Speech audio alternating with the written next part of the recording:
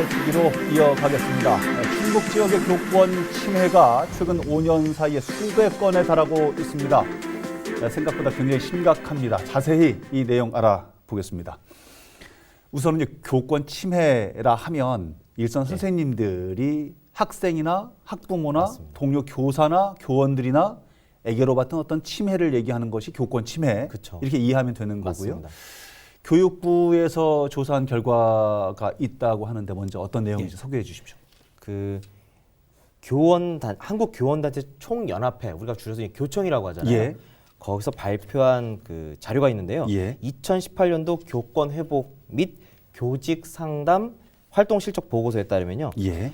지난해 이 교총에 접수된 교권 침해 관련 상담 건수가요. 예. 총 501건이었습니다. 501건. 예. 예. 근데 이 수치가 뭐 많은 거야, 적은 거야 이제 좀 예. 와닿지 않으시잖아요. 예, 좀 다른 데이터랑 애매모호합니다. 비교를 해봐야 되는데요. 예. 2010년 초반대까지는요, 이 상담 건수가 200건대에 머물렀고요. 2012년도에 335건 정도에 머물렀습니다. 그런 상황에서 지금 500건이 넘는다는 예. 것은 굉장히 증가한 거군요. 물론 이 상담 건수가 다 교권 침해다라고는 예. 볼 수는 없을 것 같아요. 상담 건수로만 보니까. 그렇죠. 그러니까 이게 실제 교권 침해 어떤 위원회를 열어서 예. 교권 침해가 맞다 아니다까지 이게 결론이 난 거는 모르겠고, 아하. 다만 이제 해당 상담했던 교원이 상담을 한 건수가 그렇다. 그렇죠. 근데 어쨌든 상담 건수가 많다는 건 그만큼 교권 침해 건수도 비례적으로 증가할 수밖에 없기 때문에 그렇죠. 그만큼 교권 침해가 좀 증가한 것으로도 보이고요. 뭐 일례로 예. 한 가지 말씀을 또 말드리면 그 보험 상품 있잖아요. 예. 근데 모 보험회사에서 출시한 보험 상품 중에 예. 교권 침해 관련 상품이 있어요. 예. 교권 침해를 당했을 때의 보상을 받을 그렇죠. 수 있는 상품. 예. 근데 오. 최근 3년 사이에 예. 9천여 명에 가까운 초중고 교사들이 가입을 했습니다. 얼마나 주변에서 이런 상황들을 직간접적으로 접했으면 그렇죠. 그 많은 분들께서 가입을 했을까. 즉 이제 교사분들도 기존에는 좀 그냥 선생님이라는 어떤 입장도 있다 보니까, 지위가 있다 보니까 그렇죠. 그냥 좀 약간 수동적으로 대응을 해왔던 그런 상황이었는데 이제는 적극적으로 대응을 해야겠다라는 어떤 상황을 반영하는 것 같아요. 예전에 어떤 은사, 스승, 선생님이라는 애매모호한 이런 어떤 그림자만 말고 나도 이제 생활인으로서 뭔가 보장을 받아야 그렇죠. 된다. 이런 생각을 좀 갖고 있는 모양이군요. 네. 앞서서 최근 5년 동안 수백 건이라고 소개를 해드렸는데 2014년부터 2018년까지 이렇게 5년 동안 300건이 넘게 나타났다고 그러는데요. 충북 지역에. 네, 맞습니다. 그 2014년에 35건이었고요. 당시에는 굉장히 2015년에 적었네요. 99건이었습니다. 그러다가 좀 줄어들다가요. 예. 최근 2018년엔 48건으로 비교적 이제 소폭 증가했다가 약간 점차 줄어드는 추세를 보이긴 하는데요. 예. 하지만 현장에서는 여전히 이제 교권 침해는 상당수가 있는 것 같아요. 왜냐하면 학생에 의한 교권 침해 건수와 비율은 감소하고 있는 반면에 예. 학부모, 동료 교원이라든지 행정기관에 의한 교권 침해는 오히려 증가하는 추세를 보이고 있다고. 그렇군요. 저희가 지금 여기서 뭐 한 건, 두 건, 80건, 300건 이렇게 얘기하니까 심각하지 않은 것으로 이해하시는 시청자분들도 혹시나 계시겠지만 건건이 면면이 들여다보면 얼마나 심각하고 그런 사안이겠습니까? 맞습니다. 지금 어떤 유형들로 구분이 되는지, 어떤 유형들이 또 포함이 되어 있는지도 궁금합니다. 네. 어떤 침해들이 있습니까? 일단 전국 통계라는 점을 말씀드리고요. 예. 전국 통계이고 2014년부터 2018년까지 통계 자료를 분석한 결과를 보면요. 예. 교권 침해 유형은 폭언, 욕설이 가장 많은 퍼센티지를 차지했습니다. 예. 거의 절반을 넘는 58%에 달했고요. 폭언과 욕설. 예. 그리고 수업 방해가 그 뒤를 이었고 성희롱, 상해, 폭행 등이 또 순서대로 있었습니다. 그렇군요. 근데 지금 폭언과 욕설은요. 예. 2014년과 2018년 예. 최근 데이터를 비교해 보면은 2014년에 2,500여 건이었습니다. 근데 최근 2018년에는 예. 1,300여 건, 거의 한 반 정도가 상당히 줄었네요. 맞습니다. 오히려 감소하는 추세인데 반대로 상해 폭행, 예. 그다음에 성희롱은 예. 오히려 증가하는 추세를 나타내고 있습니다. 그런 유형을 보이고 있군요. 네. 앞서서 학생들에 의한 교권 침해는 좀 줄어드는 추세다라는 설명을 잠깐 해 주셨는데 도교육청, 충청북도 교육청에서 발표한 내용에 따르면은 올해 상반기에만 학생들에 의한 교권 침해가 20건이 넘는 것으로 조사가 됐더군요. 맞습니다. 정확히 말씀드리면 26건이고요. 26건. 예. 지난해에 같은 기간에 24건이 발생했거든요. 지난해 같은 기간에는 그러니까 비슷한 지금 2건이 기간 좀 더 늘었네요. 늘은 상황입니다. 예. 그 유형별로는 예. 충북 같은 경우에는 모욕과 명예훼손이 15건으로 가장 많았습니다. 예, 그렇군요. 그리고 그 학교마다 이제 교권 침해 건수가 다른데 예. 중학교가 15건을 차지했고요. 예. 고등학교가 11건이었습니다. 중고등학교에서 주로 많이 일어나는 것으로 네.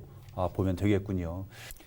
알겠습니다. 옛날 같으면 이 교권을 침해한 학생들 같은 경우 엄벌에 처하거나 선생님들이 좀 이렇게 막 몽둥이 타작도 좀 하기도 하고 그랬었는데 지금은 이제 세상이 변했으니까 그럴 수는 없을 네. 텐데 이 학생들 교권을 침해한 학생들에게는 어떤 조치가 내려집니까?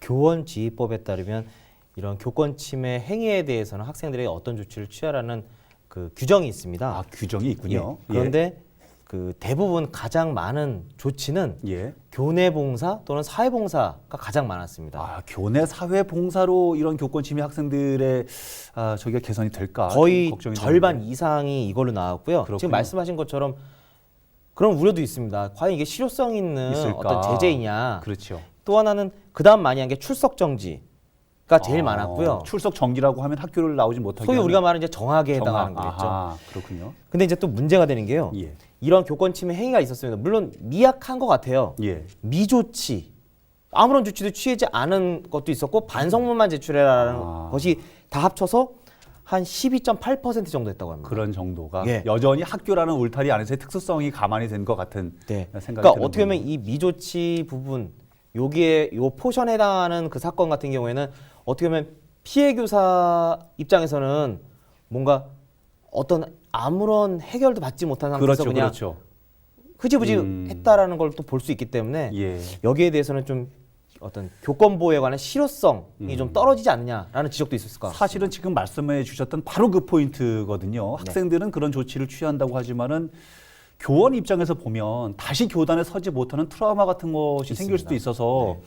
굉장히 걱정이 좀 되는데 이 피해를 입은 교원들에게는 어떠한 도움이나 지원을 해줄 수 있나요?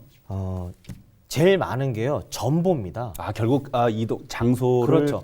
거의 옮겨주는 것. 절반 정도에 해당하는 조치가 전보가 나왔고요. 예. 그 다음으로 병가 또는 연가, 예. 휴직.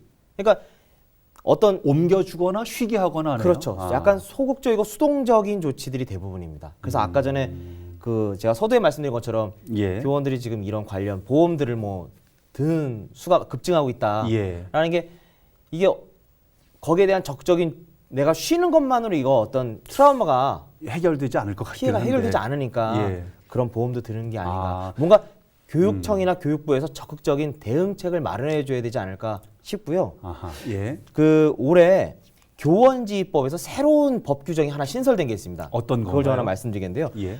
법 조항 자체가 법률 지원단의 구성 및 운영입니다. 예. 교육부 장관 또는 교육감은 학교 폭력이나 학교 교육 활동과 관련해서 분쟁이 발생했을 때 예.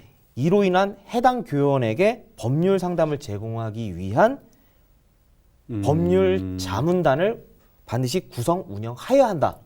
하여야 한다. 예. 좀 강제 사항이 예. 있네요. 이게 올해 10월 16일부터 시행이 되거든요. 그렇군요. 그러니까 이 법률 지원단에는 반드시 변호사를 포함한 법률 전문가를 같이 이렇게 구성해야 된다고 규정되어 있거든요. 그래서 좀 더 적극적으로 뭐 이런 법 조항도 되게 환영할 만한 법 조항이라고 생각해요. 예. 좀 선생님들이 이런 부분에 대해서 어디 가서 상담하기도 좀 어려울 수 있고 조심스럽죠. 그리고 또 나를 지원해 줄 수 있는 법률 자문단이 있다고 하면 좀 든든하죠. 든든하죠. 예, 그리고 예. 학부모 입장에서도 뭐 그런 부분이 많지는 않지만 선생님한테 무조건 윽박 지르고 뭐 행패를 부린다? 예. 그런 행동이 좀 약간 자제시킬 수 있는 그런 상황이 되겠다. 예. 앞서서 보험 얘기도 잠깐 해주셨습니다만은 아마도 그런 취지가 아닌가. 교원 치유 지원 센터가 만들어져서 운영이 되고 있는데 네. 이 센터를 이용을 하거나 뭐 이런 교원들이 굉장히 많이 늘었다. 이런 얘기가 있네요. 네, 2017년부터 이 센터가 운영되고 있는데요. 예. 그 최근에 이용 건수를 보게 2017년 이용 건수를 보게 되면요. 예. 100건이 넘습니다. 108건 정도의 그렇게 많은 분들께서 그 중에 또 제일 많은 건요. 법률 상담 건수였습니다. 그렇군요. 앞에서 말씀하신 거하고 일맥상통이 되네요. 49건이 법률 상담이었는데요.